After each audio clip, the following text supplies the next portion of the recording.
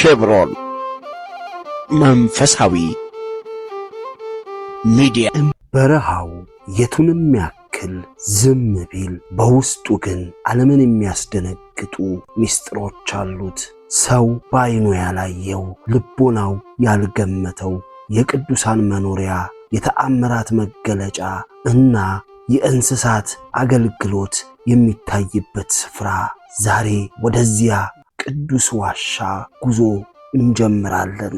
ታሪኩን ለመስማት አብራችሁን ቆዩ። ኬብሮን መንፈሳዊ ሚዲያ።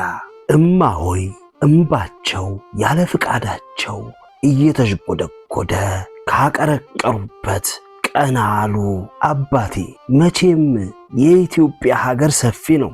ዳር እስከ ዳር ሄደው ባርከው ቀድሰው የሚመለሱት በምንድን ነው? ምን መጓጓዣ ያገኛሉ? አሉ። ነገሩ ሁሉ ካቅማቸው በላይ ሆኖ ስለረቀቀባቸው አይ እናቴ፣ ለእግዚአብሔር ንፋሱ፣ አየሩ፣ ደመናው ሁሉ ገንዘቡ ነው። ስለዚህ እሱ በፈቀደው ሁኔታ አድርሶ ይመልሳቸዋል። ይህ የእሱ ረቂቅ ምስጢር ነው። ማን ሊያውቀው ሊመረምረው ይችላል? አሉ በትህትና። አባቴ ይህ ሁሉ አበባና ፍራፍሬ፣ ይህ ሁሉ እጽዋት እንደዚህ እንደ ጥሩ አትክልተኛ አሳምሮ ያበጀ ማን ነው? አሉ።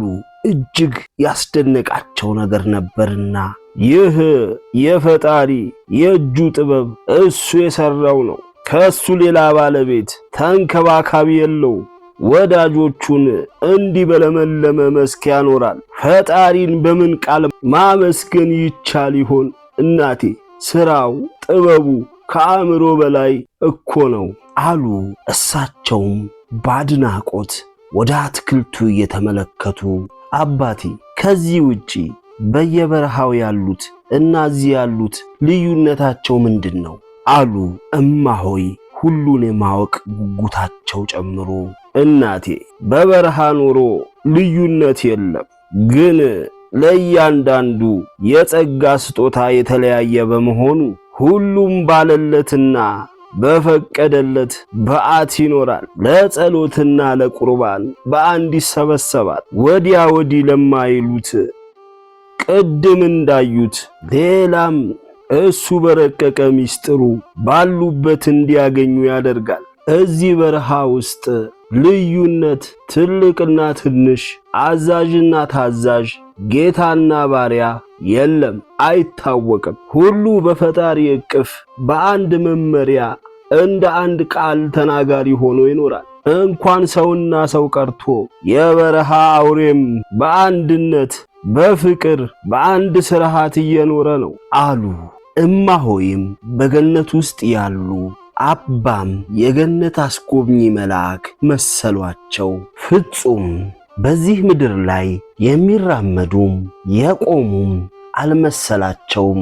ጸጥታው፣ ሰላሙ፣ ነፍስና ሥጋን የሚያለመልመው ከሽቶ 7 እጥፍ የሚሸተው መዓዛ፣ አንዲት የደረቀች ቅጠል ወድቃ የማይታይበት ጻዳ ቦታ፣ የመላእክት ዝማሬ የሞላበት ምድራዊ መልአኮች የተከበበች ገነት። በቃ ገነት ይሄ ነው። አዎ የበረሃው ገነት። ለካ ማር ይስሐቅ እውነቱን ብሏል። እንዲህ በረሃ መመልከት ብቻ በነፍሳችን ውስጥ ያሉ ዓለማዊ ሐሳቦችንና ምኞቶችን ይገድላል።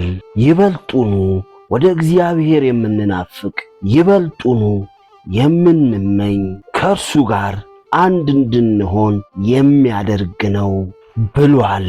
እውነቱን ነው።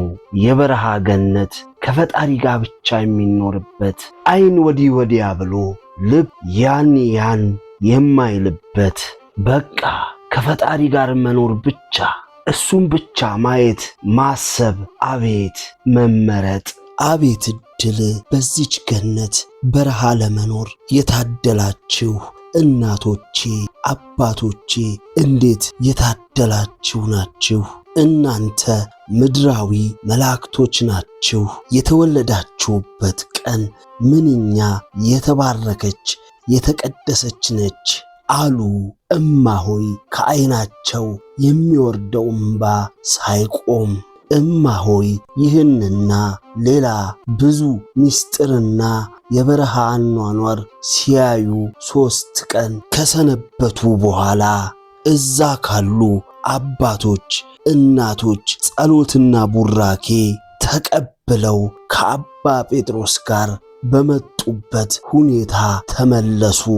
አባ ጴጥሮስ በዓት ሲደርሱ እማሆይ እግራቸው ስር ተደፍተው አባቴ አጥብቀው ይጸልዩልኝ፣ እኔ ኃጢአተኛው ልጆ እንደነዛ ተላላኪ የተቀደሱ እርግቦች፣ አንበሶች፣ ነብሮች እኩል ሳይሆን ከነሱ ዝቅ ብዬ እዚህ በረሃ ውስጥ እንድኖር ወደ ፈጣሪ ያሳስቡልኝ። አባቴ ለሱ የማይቻለው የለምና ፍቃዱ እንዲሆንልኝ ለምኑልኝ አሉ የአባን እግር በእንባ እያጠቡ።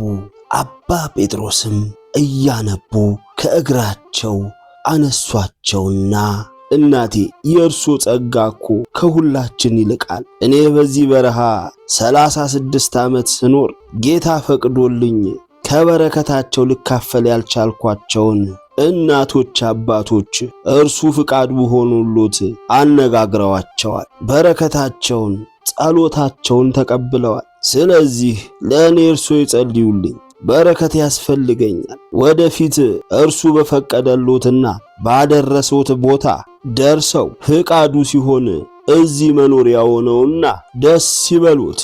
እኔንም ኀጥን ወንድሞትን በጸሎት ያስቡኝ አደራ እናቴ ብለው ጸሎት አድርገው ሸኟቸው። እማሆይ በበረሃ ውስጥ ቀጣይ ምን ይገጥማቸው ይሆን? ምንስ ያገኙ ይሆን? ከበረሃውስ ምን ይማሩ ይሆን?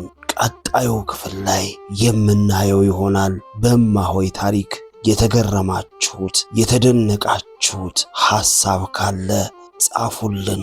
ኬብሮን መንፈሳዊ ሚዲያ ሰብስክራይብ፣ ላይክ፣ ሼር፣ ኮመንት በማድረግ ቤተሰብ ይሁኑን።